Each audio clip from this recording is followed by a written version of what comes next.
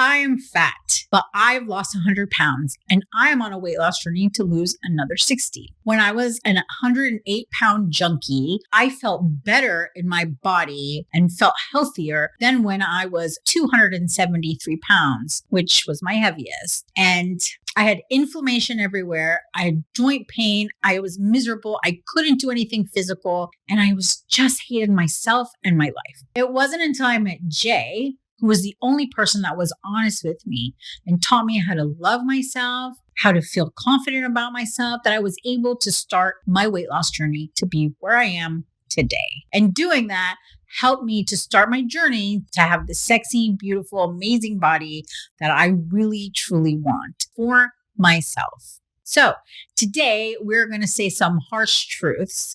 So I hope you're ready to have your feathers ruffled. Let's go. So Jay, the body positivity movement was started by a man who wanted people to be nicer to his wife who was fat. And it really started from a place of please be nicer to the person I love kind of thing. Why is body positivity not actually positive? Okay, there was a lot there. That's kind of a loaded question.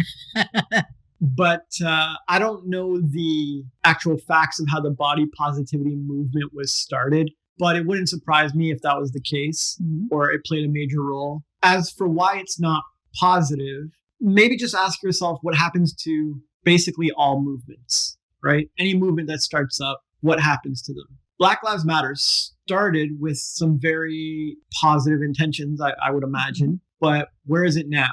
There's been a lot of controversy. Have you followed the money? Is there any corruption involved? Have people co-opted it for their own agendas and resources? How long did it last as a positive movement before it got off the rails, right? Look at feminism, right? Feminism, I'm fairly sure, started with some kind of positive intentions. I don't think someone was sitting around thinking evil thoughts. I think it began with some well-meaning intentions. And if you watch our feminism episode, you can dig deeper into that. But now on third wave, fourth wave feminism, what is it? What has happened to feminism? Is it that bastion or beacon of radiant, shining glory? Is it super positive and blessing the world? Follow the money, right? Or the image or the status. Somehow, somewhere, people are taking the movement in their own preferred directions. Even soccer or football. I don't know a lot about the sport, but I imagine it began as a high integrity competition between relatively fair teams. Now, I'm pretty sure it's just like a bribery factory and cash cow and pay your way to victory. Whoever has the most money wins or something. Which some people like and some people don't. And maybe I'm wrong. Like I said, I don't know a lot, but I don't think it's some shining beacon of Olympic integrity here. Right. So what happens to movements, Sin? They turn to shit, basically. Kinda, yeah. Yeah. And people don't like to admit this, especially the people who are still part of the movement and still identify with it. But if you're part of that movement 5, 10, 15, 20 years later, you may need to admit that you're part of a twisted, corrupt, and not anywhere nearly as positive movement as when it began. So what happened to the body positivity movement? Same thing that happens to every movement as far as I'm concerned. Yeah, I totally agree. And that's a really good point about the feminism, because I know it began as a way for us to have equality because there were laws saying we couldn't do certain things. And then the laws were passed, yet they're still screaming for inequality. And so it was a good example anyway. I mean, they all were. So thank you. I appreciate that. And to me, my life is before you, after you, like very different. So before you, I thought the body positivity movement was about loving yourself, like loving yourself as you are. And I didn't really see it as making people like me because I'm fat. And that's the kind of vibe that it gives now, whether it's that intention or not. This is the vibe that it gives me anyway. So that's why I asked the question. Sure. And then I'd like to ask you, does loving yourself mean that you never change anything about yourself? No. Right. Does loving yourself mean you don't take responsibility for your well-being or your appearance or things of that nature? No. Okay. Does loving yourself mean that you never attempt to bless society with a nicer appearance or a better level of fitness or other positive and desirable and applauded contributions? No. Okay. So if loving yourself can include all those things, then it's fine to love yourself at any size and so on. But if the implication is, oh, and I'm never, ever, ever freaking changing this, I don't know how loving it is. Yeah. Right? Because Agreed. loving oneself includes all those things. Loving oneself includes making changes about yourself, improving yourself, being a bigger, better, happier, more blessed contribution to society. And hey, if you take bigger to mean society needs more bigger people, more power to you. But if you're going to run around claiming that this is loving yourself, you may want to take a real hard look at what loving yourself means to you. That's a really excellent point. And so I mentioned in the intro, like, you taught me how to love myself. And some people might say, you can love yourself when you're fat. And this is true, you can. But back then I didn't really love myself. To me, it was a fake body positivity. I was saying that so I didn't have to make changes in my life. It was my excuse for, I'm fat and I'm hot, so screw you. And I don't have to change. But when we met and I started learning about my value and my worth and self-love and to really love myself, without you ever saying a word about losing weight or doing this, I started to love myself enough to say, maybe we should make some changes here for me, not for him, not for my kids, not for anyone else, even though those are reasons that I continue because I want to be healthy to be with you and my kids.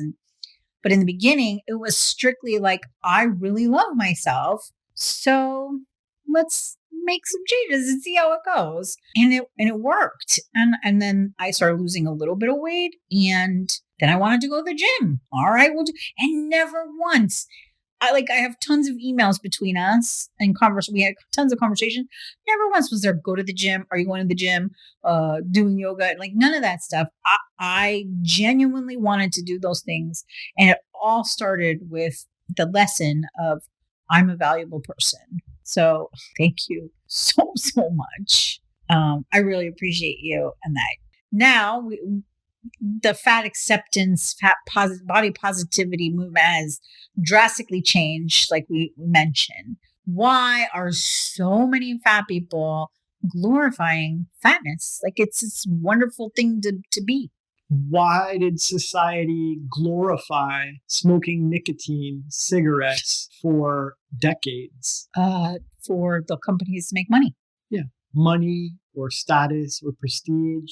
Edward Bernays got them called freedom torches. He did. He tied feminism to that. Right. Yeah. And people bought it, right? Nobody cared. Nobody looked deeper. It was a quick way to get prestige and esteem. It was a quick way to be part of the celebrity elite. Quick way to be part of the in crowd. It was cool. Yeah. If it's cool, everyone does it. They get their hit, their dopamine, their coolness, and move on with their lives, right? Mm.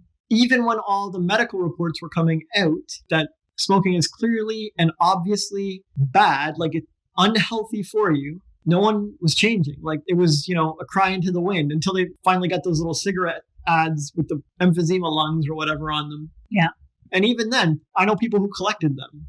They would smoke and collect the pictures. Oh, yeah. So when people get attached to their coolness or their prestige or their esteem or their money or their status, when they identify with something, then giving that thing up is like killing off their identity. It feels like killing themselves, killing their soul. Like, who am I without this cool thing? Who am I without this prestigious thing? Who am I without this money-making thing? And so for example, I have really thick prescription glasses and I have like crooked teeth.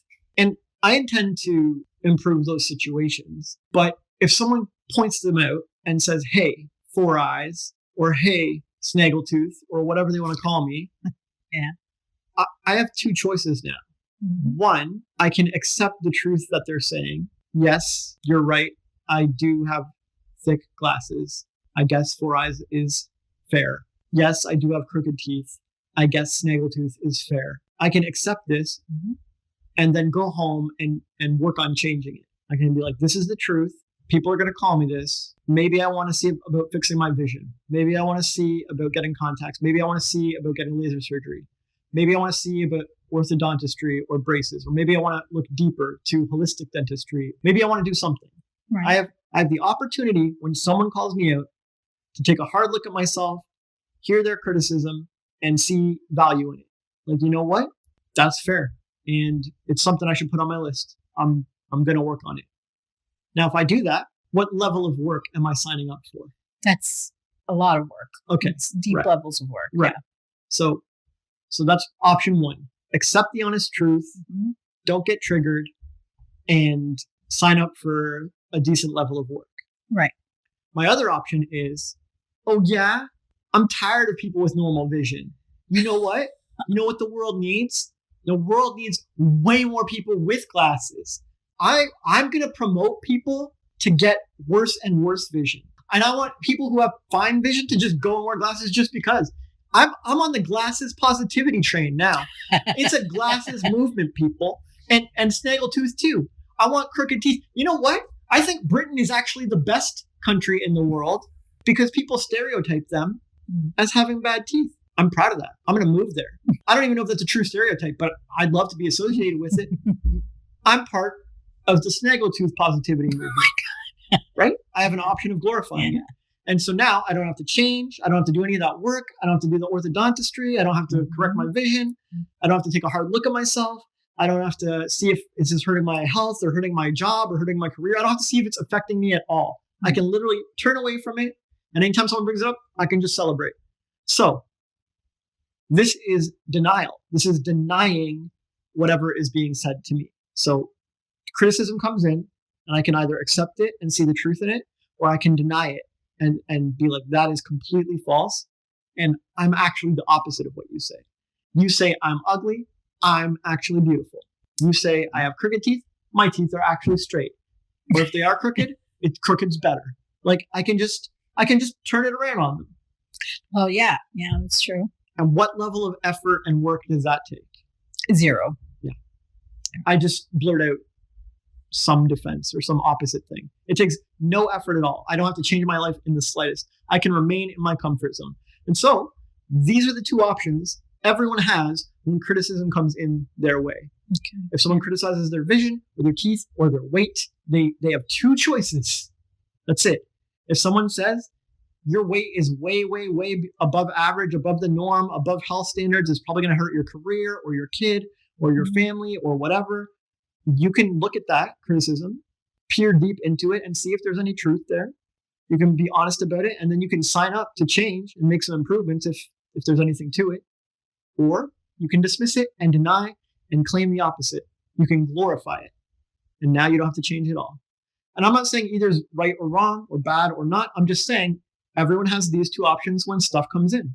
That's a really good point. Actually, that's why I held on to being fat for so long, because I knew that I didn't want to do the work. So it was like, oh, I'm hot. I'm fine. I'm great. I'm happy my weight being a size 24. Yeah, sure. Like I was miserable. I hated flying and I love to travel.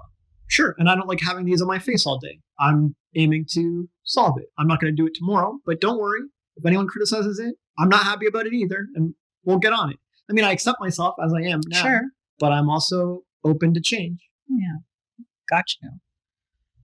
Well, this makes a lot of sense. And I think that, so I spend all my days on social media. And so I see a lot of these girls who are demanding to be seen as hot and trying to convince the world that they are happy in their bodies and they feel great. I mean, even Lizzo is out there doing the same exact thing. And in her case, she started to lose weight and she got so much backlash and so much hate that she stopped. And so this makes sense. Like if my idol is losing weight, then I have to look at myself and make changes. Then that's calling out all of the things that I'm doing wrong. Well, it's easier to glorify your current shape and then shame her for trying to change hers. Yeah. It's way easier. Yeah. And I'm sure there'll be people that watch this and shame me for losing weight and calling them out with this video and saying that you made me do it and I'm doing it for you, which is a bunch of shit, but whatever. But it makes sense to me now. So there's been a lot of times I've looked at these girls and just why? But your explanation makes total sense. Of course, they don't want to change. I didn't want to for years. And I'll tell you what, I've lost 100 pounds 3 different times in my life. It is not the easiest thing when you first start. Now, once you get going and you get momentum, it's easy to change your life and make those decisions. But that admitting to yourself, I'm fat and I'm unhappy and I want it to be different, that in and of itself, it's a really difficult for some people. Yeah, and it won't work on a sumo wrestler or strongman competition. Yeah, so but there are some people who are meant to be a larger size. Right. Ashley Graham built a whole career off this. Mm-hmm. I don't think she wants to change her life purpose or calling in her career anytime soon. Right. So I wouldn't try to convince her, but I wouldn't surprise me if most people would end up admitting what you admitted. Yeah. Like most of them. And I can guarantee, not only have I been fat most of my life, but I've had lots of fat friends. And at some point, we all cry into our pillow and just wish we were thin. Why can't I be thin? And we all can if we decide that it's worth it. It's worth the pain of making those changes, like you said. And I'd rather, for me personally, I would much rather go through that than continue living a lie for myself.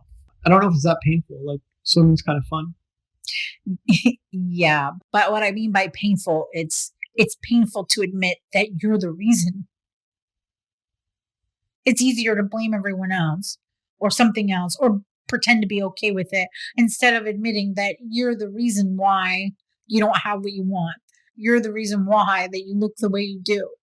I guess. I mean, I was raised on personal responsibility being a blessing. Like anytime I took personal responsibility for an error or an issue or a mistake, I was praised and celebrated. So sure, but not everyone's as lucky as you are to have great parents. I know, but I'm just saying, like, personal responsibility, you could give me 2 people. One person loves it, the other person's scared of it and thinks it's painful. I mean, it's just personal responsibility. Like, it's a perspective, right? Sure. Maybe I should have put a page in the book about personal responsibility. Actually, I kind of did. Yeah, we did. But since we've met, this is one of the great lessons that you've taught me is personal responsibility. Because if I take responsibility for the great things in my life, that means I have to take responsibility for the shit things in my life. And if I have shit things in my life, that means I can change them. And that is super empowering. And that is incredible. This is such an amazing lesson that you gave me. And in the very beginning, even without trying, you gave me this lesson. I don't remember now what it was I cried about, probably my weight or my marriage at the time or whatever. And you were like, yeah, but if you don't like it, you can change it. You did it, so you can undo it. And some people don't want to hear that. Like lots of fat people don't want to hear, hey, you're the reason you're fat. You are, and I'm the reason I'm fat. But guess what? We're the reason we can change it. Well, so you're going to get a bunch of backlash in the comments, but sometimes you're like cursed with genetic things from parents and past, or you were like force fed as a child or whatever. Sure. So then in that case, you're not really the reason you're fat, but you're the reason you're still fat. Yes. There you go. You're the reason you're still fat. And if you don't make any changes, it's your responsibility to make the change. I don't want anyone to think that I'm pointing fingers or blaming you or any of that. I understand that there are people with genetics. My father was fat. He lost 100 pounds and yeah, and he kept it off. He's kept it off my whole life. I didn't even know he was fat until I was older and they told me, and I saw pictures and the man looks like it looks like 2 different people. So respect. Yeah. And he's 82 years old and still works out every day. Okay, so moving on. I see a lot of women online who talk about, oh, I may be fat, but I have a man. I'm so hot, but I have a man. And when I was fatter and before you and I met and before I was married, I never had trouble hooking up with guys or having guys like me. I have my DMs full of dudes, but that doesn't mean they're a great quality of man. So why do some men seem to like fat women and go after them only? That's an interesting question. To me, it all comes down to standards. Okay. Mm-hmm. So everyone has standards, and we generally look up to and praise the people who have high standards, and we generally tend to hesitate around people with low standards. So I don't know if you've ever met or known a hoarder, someone who hoards, and their living situation is pretty rough. It's just cluttered and chaotic and oppressive and like impossible to move and live in, and you're not even sure how they manage it. And if you talk to that person about their home, they could say like, yeah, sure, it's a bit messy, but I still have a home. Mm-hmm. This is a similar thing. Yeah, I'm fat, but I still got a man. Yeah. Right? Yeah. And it's true. You can't argue with that. Yeah. Yeah. The fat chick does have a man and the hoarder does have a home. But what about standards? People want to say these things. Oh, I'm X, but I still have Y. Or I'm A, but I still have B. And it's like, sure, but what's the standard of your B? What's the standard of your Y? What's the standard of the stuff that you're claiming you have? Sure, you have them, but how great are these things? You dating Elon Musk? You dating Obama? You got the hottest man in the world, richest man in the world? Or are you pulling dude at a gas station who is going to cheat on you in 6 months? Fair enough. What are the standards? And same goes for men. Why do men hook up with these women? For those men, someone might say, hey man, your girl is fat. And they would say, yeah, but at least I have a girl. But what are their standards? Like, are they dating Demi Rose? Are they dating Sofia Vergara? No, they're dating a fat girl. Yeah. So yes, you have X, Y, and Z, but what are your standards? When you talk to a university student and you say, dude, you're barely getting by, they're like, hey, at least I have ramen. And it's like, sure, but maybe you should get your life together and stop living on ramen. Like, you're out of university now. It's 10 years later. You're still living on ramen. Maybe you should change. Maybe make a change. Maybe raise your standards. Maybe stop aiming so low. And now I'm not saying thin or fat is better or worse. Right. But I am saying that if you could get like a little mind reader tool or something to see who those people really wanted, who they really want to date, who their dream girl is, who they're thinking about during sex, who's it really going to be? Like, have they settled for something below their standards, or is that really what they wanted? They really wanted this particular size woman, this particular woman. Right. What's the truth? And how many girls out there are doing the same thing? Oh, at least I got a man. It's like, sure, but did you want a richer man? Did you want a higher integrity man, a more honest man? Did you want a better man? Have you settled? Have you settled below your standards? Because rather than change your shape to start pulling ballers, you'd rather just stay the same, stay in your comfort zone, don't make any effort to change, and settle, at least I have a man. Right. Well, that's a really good point. Yeah. So when people say this, yeah, well, I still have XYZ. I'm poor, but I still have a home. I'm broke, but I still have ramen. Like, I'm fat, but I still have a man. Or your girl is fat. Yeah, well, at least I have a girl. As soon as they're saying this, you have to wonder. It has to make you a little bit skeptical, just a little bit wondering, like, in your heart of hearts, is that what you really wanted? Or have you settled? Have you dropped your standards because you don't want to change and you don't want to step up and pull someone better? Yeah, because this phrase, well, at least I have, or I still have, to me, I hear, at least I have someone. It could literally be anyone. So at least I have that. Like, that's what it sounds like to me. Maybe. It's different for everyone. I'm not calling anybody out, but it should really make you think. If you're saying it, it should make you think. And if you hear someone else saying it, it should make you think. You should be thinking deeper about this. What is this person saying? What do they really mean? Are they being defensive? Are they defending themselves? Are they too afraid to change, to step up and change, to start attracting higher caliber people? Are they settling, or do they really want the person they've said that they want? It's true. I mean, people in the comments will probably say that about us. Like, we're both settling, or you're settling. Well, you'd be the one, I guess, that's settling. People can say whatever they want about me, but I do this thinking. Like, I think about these things, right? I'm not afraid of the thought. I'm not afraid of facing my own demons. I'm not afraid of confronting. Like, did I lower my standards? Am I settling? Did I accept something I didn't want? Do I want more? Do I want better? Is it time to make a change? Should I dump this girl right now? Like, I'm not afraid. I know. We've had lots of conversations about this. I've asked you a bunch of times because we've talked about it. Like, why are you with me then? And you always isn't the highest self-esteem question. No, but like, I know I have value, but like when I see your feed and I know what you like and I know what you look at and who you think is of like perfection, which no one's perfect, but whatever, like old me, like before I felt this confident. Yeah. I wanted to know like why, like I'm the first fat person you've ever dated. So, and I'm the longest relationship you've ever had. And we're in love.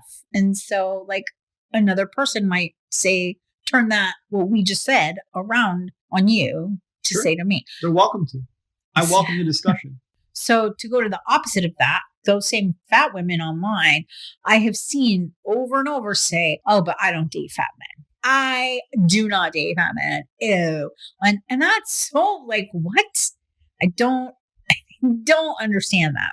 So my question is, why is it okay? And their mind, I know like it's an opinion, you can't read their minds, but why is it okay for fat women to say, I can't date fat men or I don't date fat men, but it's not okay for men in their minds, in the body positivity movement, to say, I don't date fat women? Have you ever seen a kid demand some candy and the parent gives the child some candy, but then also gives some to their brother or their sibling? Yeah. And then have you ever seen that same kid whine that it's not fair that Johnny or Vanessa got candy?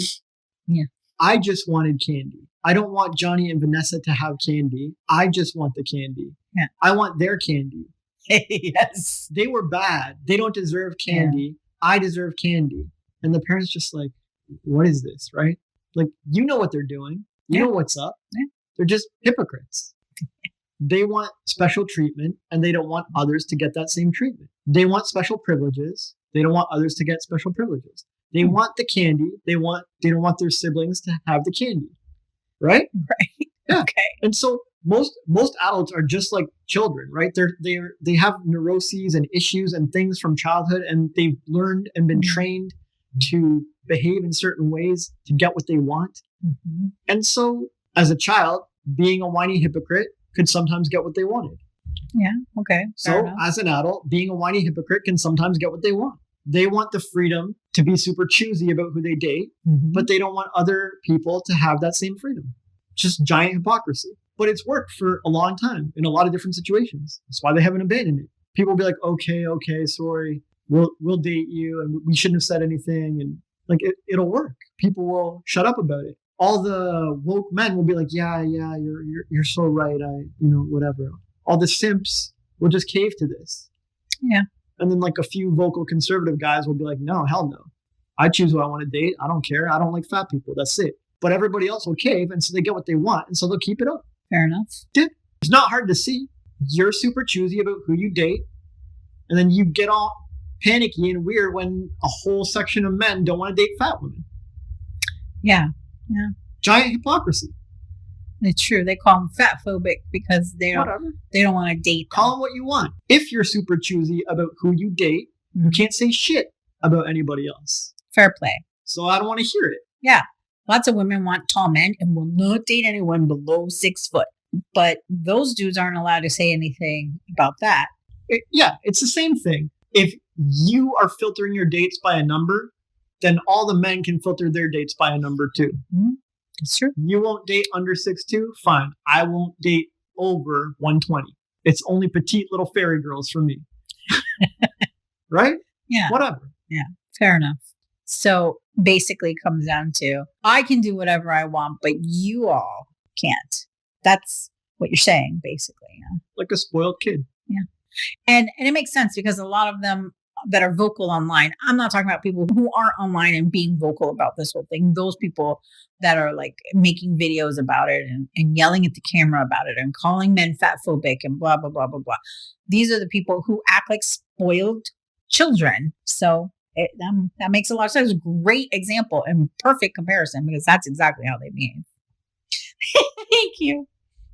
So we grew up with Cindy Crawford, Claudia Schiffer, Kate Moss on the covers of magazines. All of them were tiny little supermodels. And this was the norm. This is when we said supermodel, this is what we thought of. Now, Tess Holiday, over 300 pounds, and Yumi Nu was on the cover of Sports Illustrated. And okay, there are significantly different sizes. But my point is, or my question is, why are the media putting these women who look nothing like the supermodels that we grew up with? Why are they doing this? And why is it acceptable to the masses? You ever run a business? Yeah, 13 of them. All right. And no matter what your personal politics are, if your customers in your business want a certain type of content, what do you generally do? I aim to give them the kind of content they want. Why? Because they're my customers. Because they buy my products. So for money. Yeah. To keep people happy, to keep your customers happy, and to keep their dollars flowing to you. Yeah. Right. If you suddenly stopped giving them what they wanted and gave them the opposite, what would happen? They're not going to buy stuff from me. They'll take their money away from me. Yeah. And what would happen to your business? My business would fold. And then what would happen to your life? I'd have to go bankrupt or lose all my money or be broke. Yeah. Would you end up as a 9-to-5er? Like, ugh. Yeah. Okay. So basically, all your dreams hinge on delivering stuff that keeps your customers happy and keeps their dollars flowing to them. Yes. Regardless of your personal politics. Have you ever put out content that wasn't exactly your perfect vibe or view or belief, but you knew it would resonate with the audience? Yeah. Okay. So you have done this personally? Yes. Okay. Could you find me a business that hasn't done this?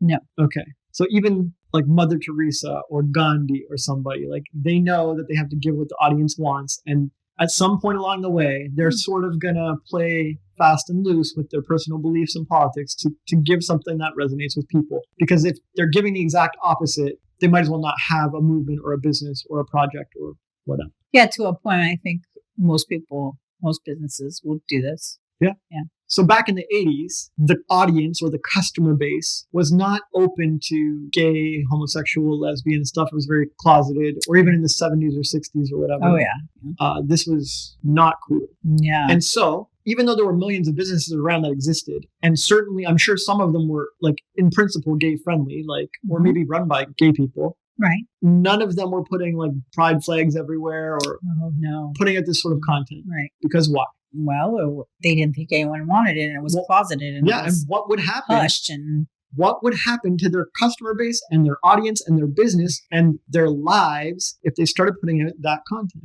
They would lose customers. They would lose money. Yeah, and they'd end up as a 9-to-5 jobber. Like they would lose their business, right? Yeah. The business hinges on the customers. Yeah.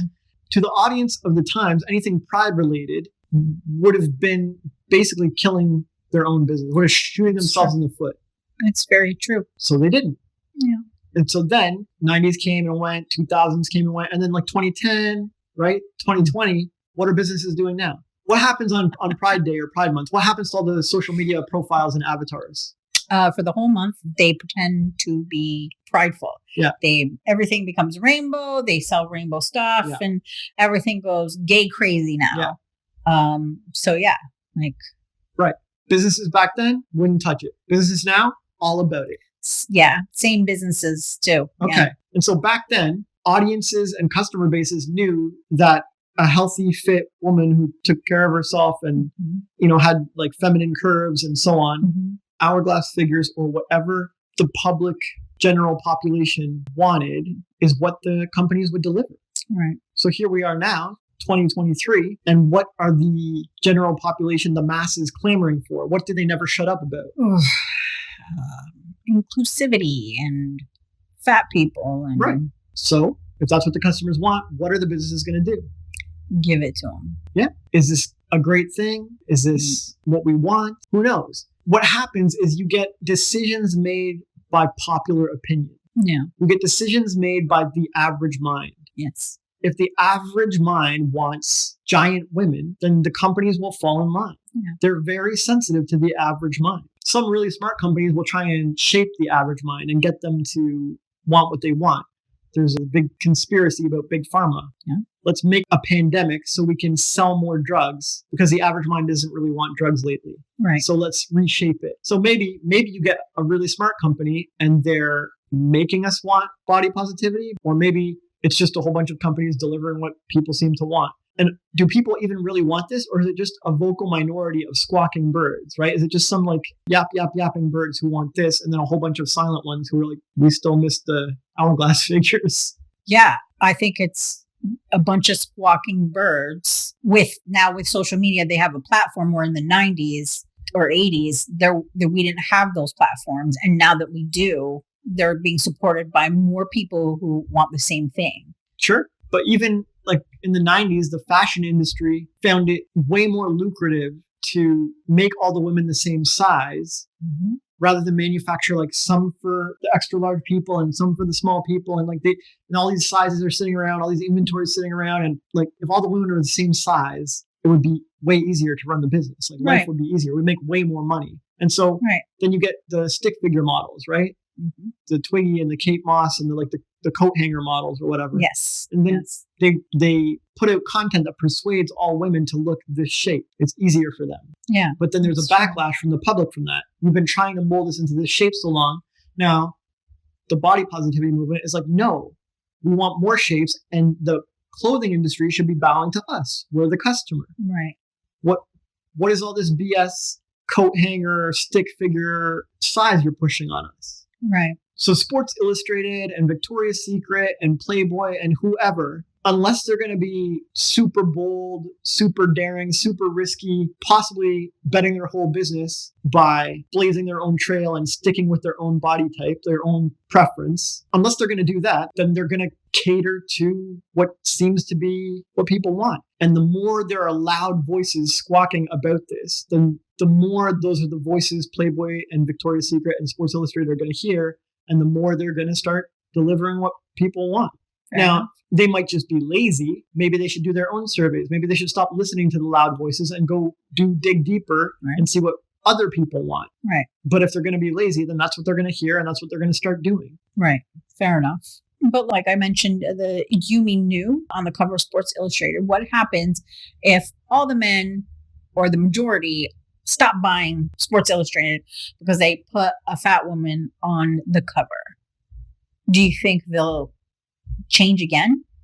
Yeah, that's what happened. Not with that specific example, but there's a phrase now that goes, woke is broke. And Disney started going very woke. They listened to all the loud voices and they started making all of their stuff woke. And they had a new CEO who was very for this agenda. Right. And their stock and their profits and their earnings tanked. And they still kept trying it. They just stuck with it. Let's keep doing the woke thing, and just tanked and tanked and tanked. And it got to the point where it's ridiculous. And they went and got the old CEO back. Smart. Like, they got to undo all this wokeism that they've experimented with because they listen to the loud voices, but money talks. People stop buying your stuff. Oh, sure, the 5 woke people who were yelling loud, they're happy. Sure. But all the kids and moms and families aren't going to the films. They're not buying Disney stuff. They're not buying the merch. They're not going to Disney World. They're like, screw this. Fair enough. So maybe Disney was listening to the wrong audience.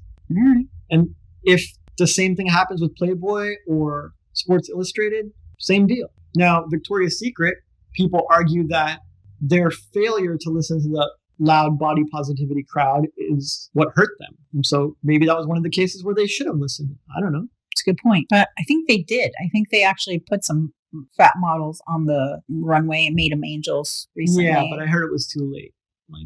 After... Especially that TikToker that made that song about, because she was anorexic or whatever. And in the song, she blames Victoria's Secret, not herself.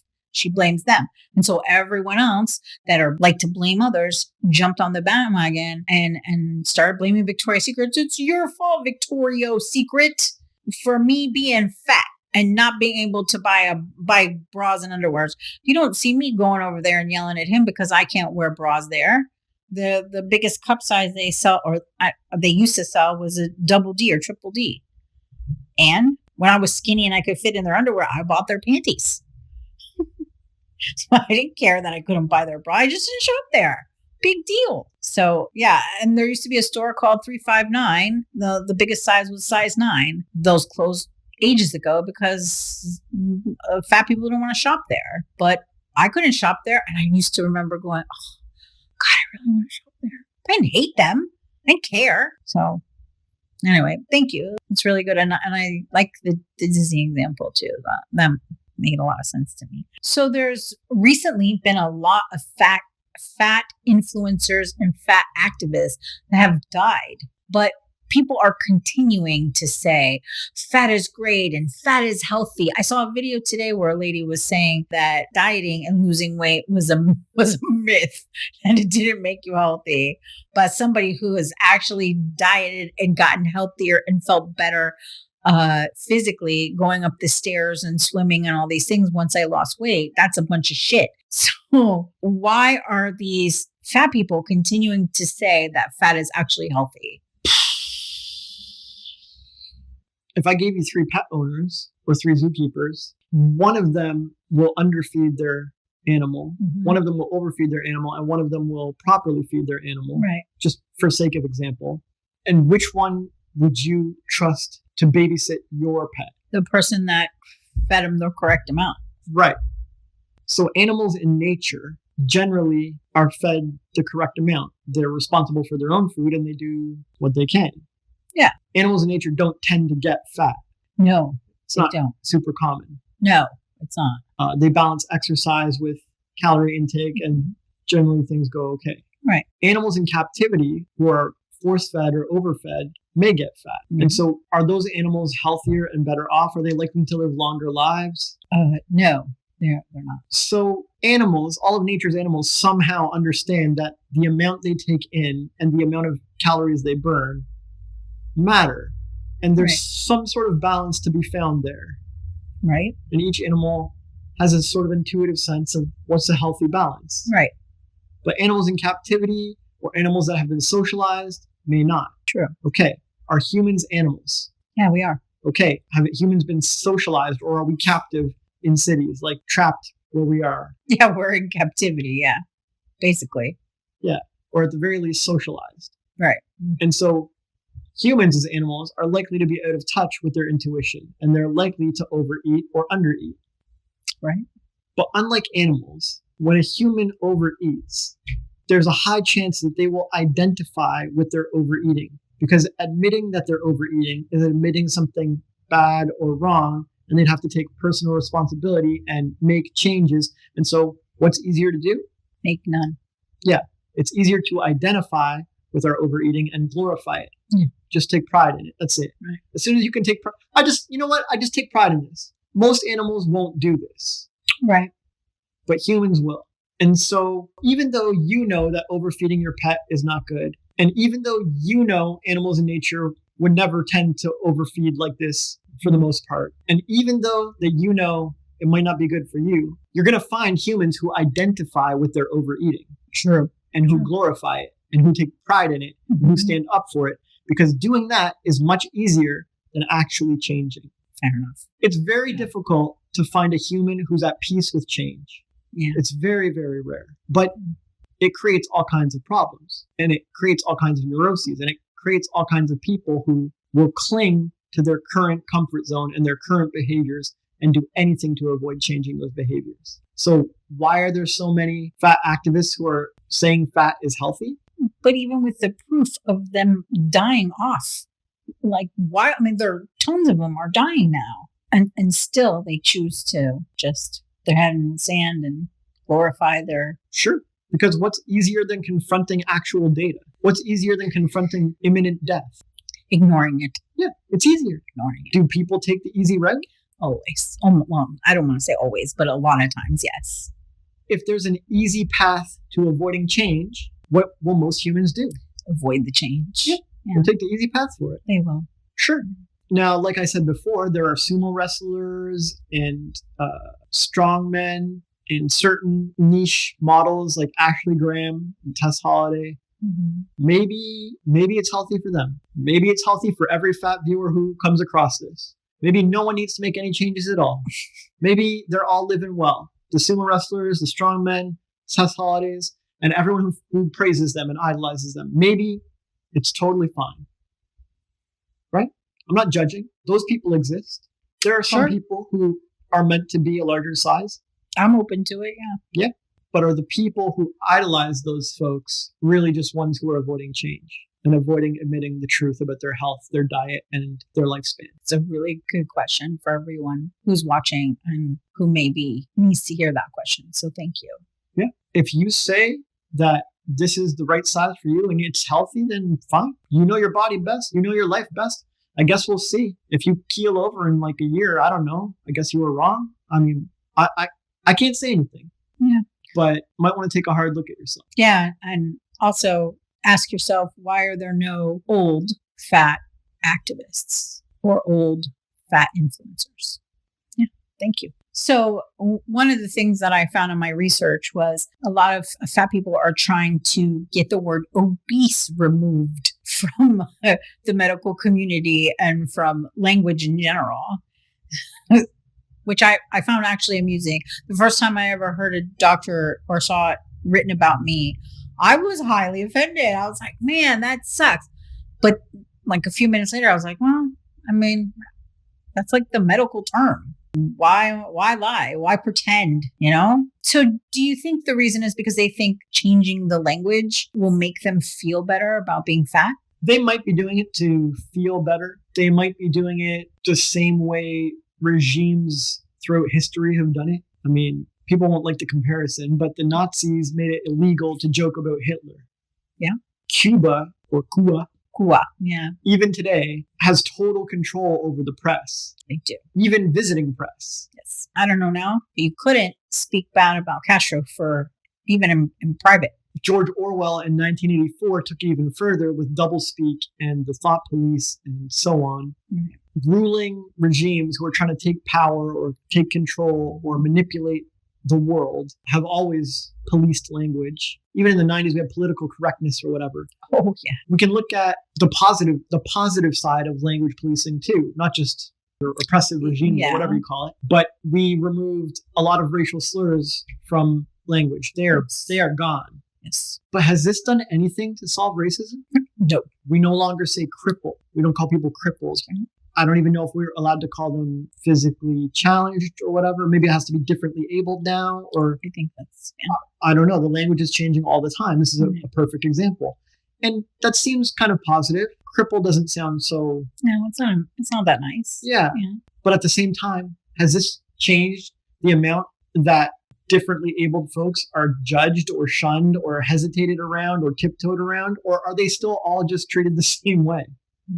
Yeah, I don't think it changed much. Right, sure. So now they're called differently abled. Fair enough. So language censorship and policing language is a huge factor of all of these movements and regimes and activists and so on. And in the short term, it looks like it's going to help, right? The Nazis did it, and it looked like it's going to help. Right. Hua did it, and it looks like it's going to help. Yeah. The politically correct community wants to take away all the racial slurs and replace the cripple with differently abled and so on and so forth. Has it made any positive, lasting, measurable, noticeable, helpful change to racism or prejudice towards people with different abilities? No. And we see it with the trans, all this whole huge argument about cis and pronouns and and all that. And so makes sense. So let me ask you a question. If all through history, people have tried to change language and censor things, and it works in the short term and never really does anything in the long term, why do it? It's a great question. Well, like we said before, what is easier? This is a great question to always ask. Because what is easier and where is the money are the two number one reasons people do anything. It often boils down to these two things. What is easier? Picking on someone's words or getting them to stop being racist? Picking on their words. What is easier? Picking on someone's words or creating a culture of acceptance and positivity for all genders and orientations? Picking on their words. Yeah.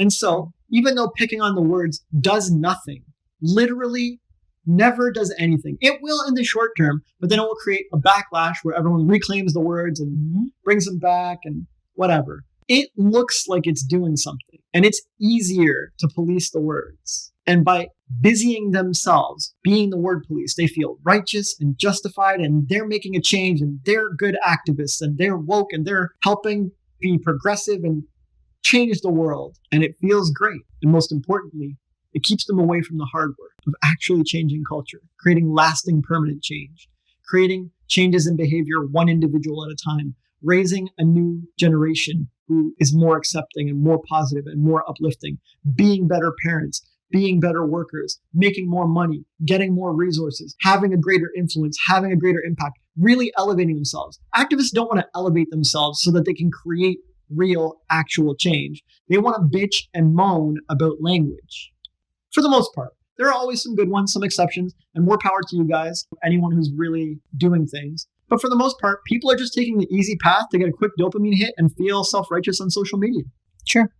I used to do that. Like, I did it all the time. I was the worst offender of that. So I get it. Like, it's a real easy win, and it is addicting. It is fantastic. Your answer actually is really helpful for me, because not just with understanding this question, but all the work that I do on a regular. And one of the things that has been kind of annoying to me is how certain groups online just hammer home the language. It's like insisting on the pronouns, insisting on calling us cis, like just so like they don't want to stop. But this, like the way you just explained it, makes so much sense to me. And it's super helpful going forward when I hear arguments from them to tell them this, like, you can focus on my language or you can focus on some change.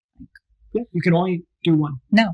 Yeah, but it's easier for them to focus on the language, because then they feel like they have a sense of justice, and they won because they defended that word to the end, and they got it removed, and they make no change. It didn't change anybody's feelings about anything.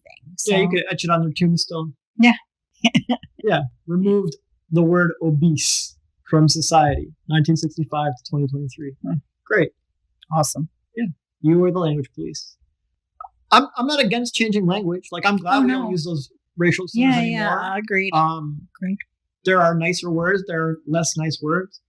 But what change does it really matter, right? Another word will come along. They'll always find another slur, another term. You can take them all away.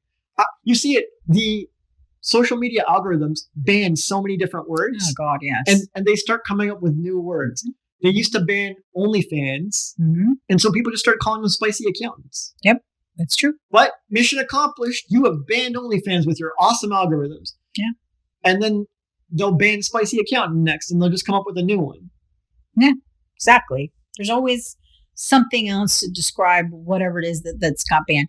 Yeah. But like, to me, it's funny that they want to ban the word obesity, because this is a medical term. And like, so should we ban the word sunny because that's a medical term? Should we, ban the word breasts? They're trying to do that, calling women who breastfeed chest feeders. Like, this is it's just ridiculous. So anyway, I really appreciate this. The whole podcast has been super helpful, as always. And I love when I get little tidbits that I can take back to my regular everyday stuff. So thank you so much. My pleasure. Okay. So I noticed something really interesting in my research and over the years, even seeing body positivity. Why are there no thin women in the body positivity movement if it's really about embracing the body we have? I'm sure there's a few, but I get what you're saying. By and large, it's a small representation. Yeah. Well, if you quit smoking, you finally quit smoking, would you be the first to sign up on the smoking positivity movement? Would you be out there cheering on all the smokers? No, I'd be cheering on the quit smoking. Right. If you saved your overweight, overfed pet from an impending heart attack, and you finally got him on a healthy, proper diet, and your pet was now thriving, would you be there signing up for the overweight pet positivity movement? No. The fat pet positivity movement? No. You'd be like, hey, if you're overfeeding your cat, stop it. Yeah. I saved mine. You got to save yours too. Yeah. So why would thin women be out there encouraging this? That's a really good point. It makes zero sense. Even fat chicks who have turned thin are still never going to go back and celebrate their fatness. They're going to be like, dude, I changed. You can too. Do not do this. This is a dark path. Yeah. Trust me, I've been both sides. And so almost every thin chick you're going to meet is going to be like, you know, there's a window of health for humanity and you're probably outside of it. It's hard for me to cheer this on. So they'll just be silent. Right. Or at the very least, they'll say, hey, you know, you do you. It's not the path I would take. In fact, I've been where you are and I got a handle on my weight. Mm-hmm. But I definitely can't come out and be some kind of body positivity activist. That's a really good point. And there's a company that have coaches that teach body love, like self-love, but they don't use any body positivity hashtags. They don't talk about body positivity and they don't talk about anything to do with fat acceptance or anything. They talk about accepting your body and loving yourself as you are. And they shun diets and stuff. But it's funny because every single person in their group is thin. So, but now I understand what you're saying. Like, they don't want to tie themselves to something that is for people who are happy and embracing their obesity. Why to be weird? It's weird to finally quit smoking and then go out and be like, you know what? Smoking positivity. You guys do you. I'm glad. I think you should all do that. This is fantastic. I'm thinking of switching back myself. It would be weird. Yeah. So why would there be? That makes total sense. I just left a group chat the other day for this exact same reason. The chat owner was talking about smoking lessons and people should be smoking. And I thought they were talking about weed, but they were talking about cigarettes. I was like, I'm out. I haven't smoked a cigarette in 16 years. I don't think so. So like, it makes total sense. Mm-hmm. All right. And so I've seen people ask fat influencers and fat activists the same question. And they always say, because they're jealous, or they'll say other ridiculous comments like that. But it's not true. This is why. Well, let me ask you a question. Silly. When someone is happy with themselves, are they out there parading it and protesting it and defending it and arguing about it? Or are they just off living their life? They're off living their life. Right. Yeah. If someone wants to be a nudist, this is not really celebrated in our society. Right. But are they out there like signs, nudists, whatever? They have their own social media, nudist hashtags. You should be a nudist. Everyone should be a nudist. I want whatever. And they get real. They don't try to police language. I don't want to be called nudist. I want to be called alternately clothed. Are they out there? Or are they just living on a nudist beach somewhere being happy? Yeah. Like it's a big world. Yeah. I'm going to do my thing and my part. If you don't like it, that's fine. Yeah. So ask yourself, how often are happy people out there being super vocal, super defensive, super language policey, super cancel culture-y? How often are happy people who are happy with themselves doing those behaviors? I'm not saying it's not possible. I'm sure you're going to find one or two happy activists who are out there promoting their cause. But how often do happiness and defensiveness go together? Because I see a lot of defensiveness, in the body positivity or fat acceptance communities. It's true. But I don't see any defensiveness in all the nudists I meet. That's fair enough. They're just cool with it. It's like, okay, you don't like to live how we live. It's all good.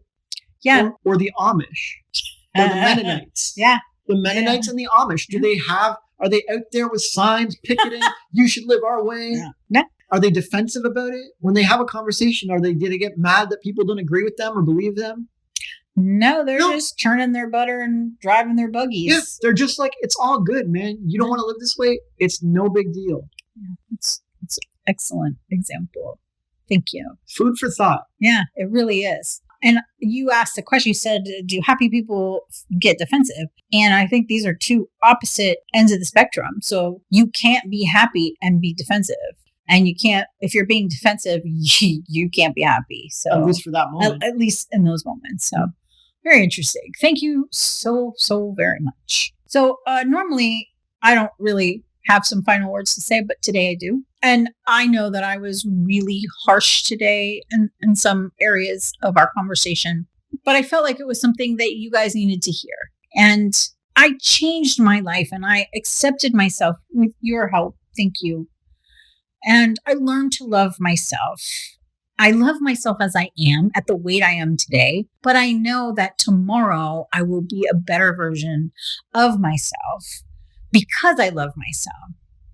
And you can continue to be defensive and you can continue to stand firm on all those things that you stand for about that fat is healthy and obesity should be gone and blah, blah, blah, whatever you feel. If that really matters and you really believe it, go for it if it makes you happy. But between us, just you and I, as two fat chicks talking to each other, you know that you're not happy. And I know because I was there. And if I had to choose to stay in this weight that I'm at forever, I would not. No, because I deserve to be happy and feel healthy in the body I am in. And so do you.